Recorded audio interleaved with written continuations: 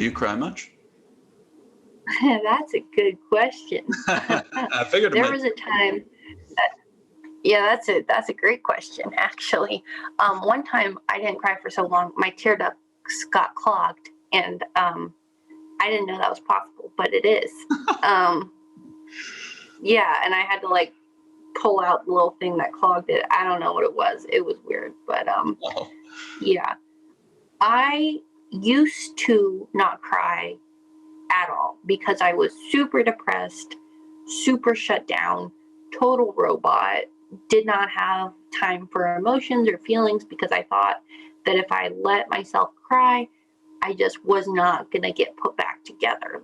Hmm. And now what I do instead, I'm still not an emotional person, like crying wise, but if I feel like I need to cry, I will set an alarm on my phone for 5 minutes, 10 minutes, whatever. And I say, take this time to have a meltdown. Okay. Once the timer ends, wash your face, get back to work. So I think crying is important. I need to cry more. I probably cry once every 2 months if I'm lucky. Mhm. I cried today, actually, so that was good. Oh, I'm Cried happy this to hear that. morning. Yeah, go me, woo woo. But I, it's been interesting for me though because society sees women as people that cry a lot. Yeah. And that's not necessarily wrong. Like my mom and my sister, it's like, oh, there's a cute puppy, I'm gonna start crying. Like to me, I've never been that way. I've always been more reserved. Even as a kid, I didn't cry a ton as a kid either. And you know, now that you mention it, your whole psychodynamic stuff makes me realize that when I was very young, before I was adopted, my crying didn't necessarily get a response from others. So they would just, they're doing drugs or whatever. I would cry apparently, and that doesn't mean I got picked up.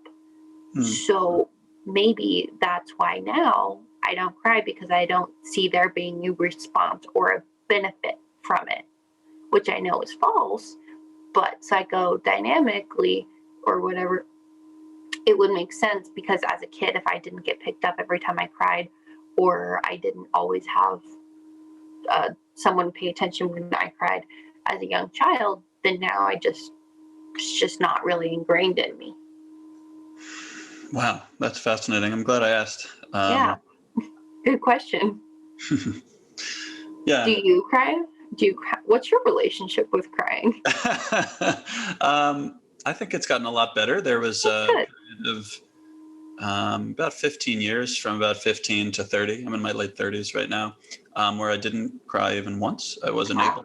And then after that, and shortly after, I met my wife, who's really helped me to like understand that I'm a person that isn't just performing. Yeah.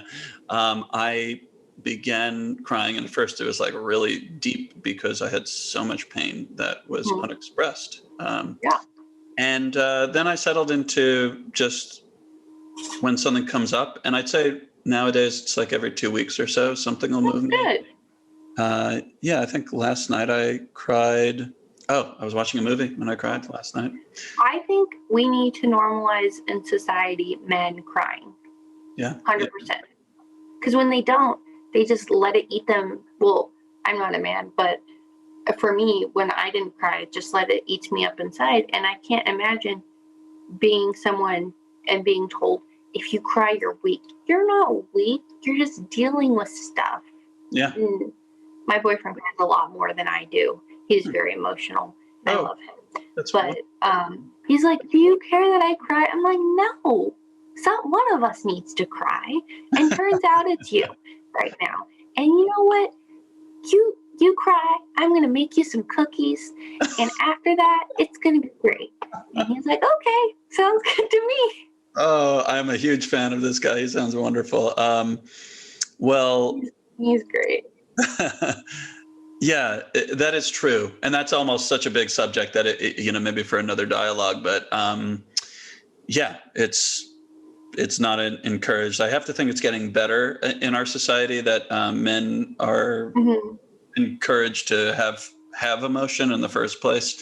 I think more so than when I was growing up. But it's still very difficult because there's the leftover feelings from people's childhoods or cultural material that basically said that men have to be strong and made fun of if you cry. In my childhood, that was what it was. It was totally shameful. And men. Yeah, go ahead. Well, men suffer more mental health than women actually a lot of the time, but they just don't get treated because it's shameful. Right. And one thing I saw when I was going through my eating disorder was so many guys have eating disorders that they just don't talk about because it's embarrassing and that's a girl issue or whatever. Mm-hmm. And so I met a couple guys in treatment who had eating disorders. And I also met a lot of guys that I actually did a podcast and a speech for my school about my eating disorder.